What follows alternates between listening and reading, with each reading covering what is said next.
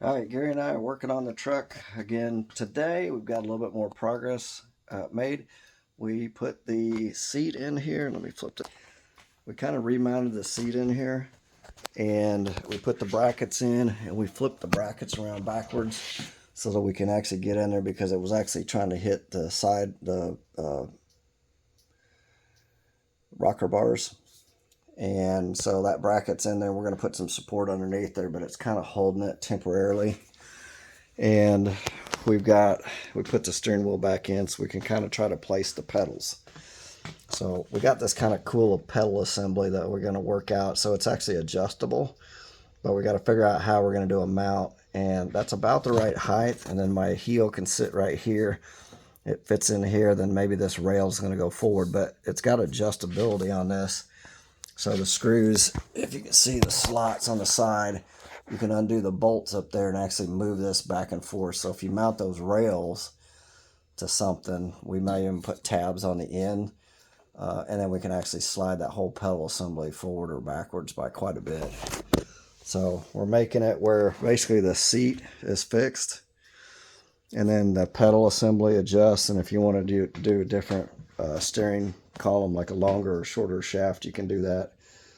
So that's kind of how it goes, but the seat's going to be basically fixed. And then in the back, I know we showed you this last week a little bit, adjustable 4-link that we can raise and lower on those mounting points. We got our battery boxes in, and then what we've got is we got our remote fill for our gas tank here. So that'll end up getting welded probably there, so we can fill it up without having to get the tonneau cover off.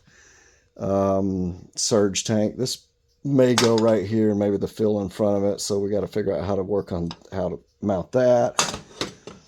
And then our intercooler tank, which is sitting up over there, we'll probably go mount on the other side.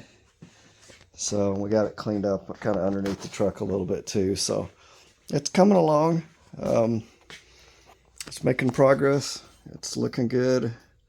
A lot of work, but we are making some pretty good progress on it. And then if you want to look at the front here, that's kind of how it's coming together. So those are twin, I don't remember if they're 88s or something. They're pretty good sized turbos. They're good for 1100 horsepower a piece. The funnels, when you put on the velocity stacks, inlet stacks, that helps pick up boost and makes it more efficient. We got our surge tank up here in the front. We got our accumulator. Pretty nice little setup here. It's got a Jessel belt drive on the front, ATI super damper. We've got a good Aeromotive fuel pump, mechanical driven fuel pump. High power, high output alternator that's actually rated for high RPMs. We just did a V-belt on it to keep it simple. 2-inch to 1.7 primaries going up to the turbos. And these are Dart Pro 1, I believe they're like 220 CNC'd. And all this stuff we got actually originally 15 years ago, well, almost 20 years ago now. I got it from a friend of mine. He had a whole engine package, and he just had been sitting on it for years and wasn't doing anything with him. And Gary decided to start a project, and he's like, hey, he offered him some money, and he took it because he needed some cash. So he ended up making a really good deal on it, and that's what actually started this whole project. So we could have put this motor into, it's a 351 Windsor, Dart block, Dart heads, had a lot of stuff to it, but the only thing we're missing on this is we got to figure out what the camshaft's going to be. We need push rods, and we need lifters for it.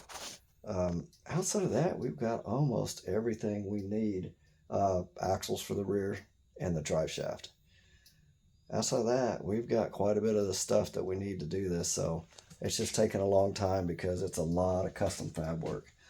And again, it's going to be like a small tire, just kind of a no prep small tire, all steel, all glass, but like a real street truck. It's actually licensed.